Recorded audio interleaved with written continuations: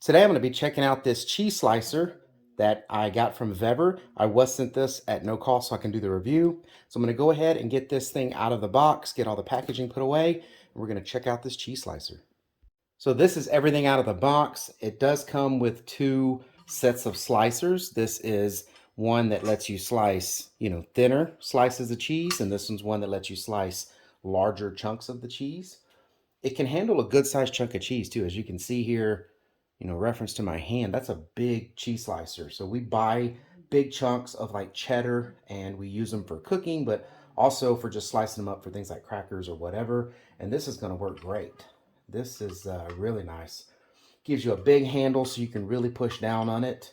And like I said, it does come with these two. They're real easy to switch out. It's just got these little pins here that you pop out real easy. Very easy. It's just got the little push ball. Anyways, it does come with a little cleaning brush. Comes with a manual to go over this, even though they're pretty simple, but comes with a manual on this. It comes with another set of wires for each one of these. You got a 20 millimeter and a 10 millimeter wire that you would use to replace these if you needed. And then the little tool that you would use to take these off. So if you look at these, they have some screws here, some bolts that go into here and they hold the wire. So that's how these wires go on. And that little tool down there would let you take these off, retighten it, put them back on, or you could take these off and put whole new wires on there if you needed to.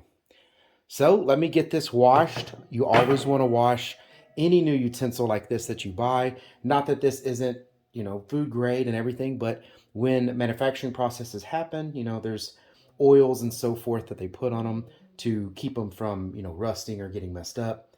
So it's best to always wash, new items like this, especially when you put food on it. So I'm going to go do that now, and then we're going to test it out.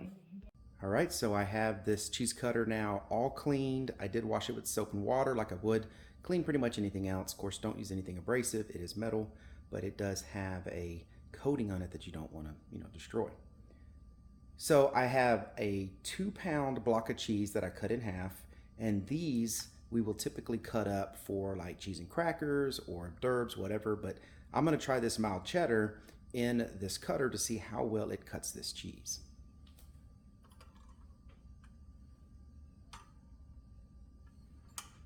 And you just, again, line it up nice with this. I wanted the thinner cut slices versus the really thick chunks that the other, top piece here would cut. This is going to put a much thinner layered cut into it. And then you just push down.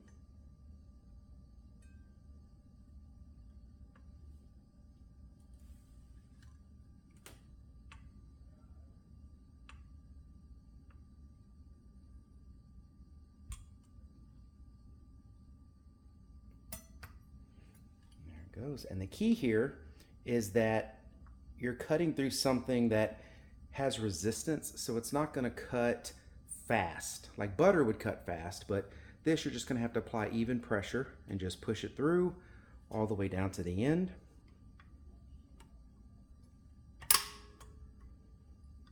And now I will have slices of cheese. Nice big thick cuts of cheese that if I wanted to, I could leave this together and I could turn around and cut it maybe with the thicker top on it so that it cut it into bigger sections, or I can just use this with cheese and crackers. I can cut them in half. You can do whatever you need to with it, but it will cut through this with no problem. But again, a thick block of cheese like this is just going to need good even pressure to cut all the way through. So I've already cut 1 pound of cheese. I'm going to go ahead and cut the 2nd pound of cheese using the cheese cutter, and the same process of just pushing down nice and steady against this and letting these metal wires just cut through the cheese. So I'm going to put a hand on it over here to kind of help me push down on this so I don't push in the wrong direction. But again, if you just put even pressure on it, you can push harder if you want, but really it's just about letting it take its time to cut through the cheese. And as I'm pushing down, it is still cutting through. And if you've ever cut thick cheese like this is mild cheddar, you know that with a knife, this stuff is very thick and hard to cut. But I'm just letting it go all the way down And now that's also cut too. All right, well, I hope this information was helpful. Thank you very much for watching. Y'all take care.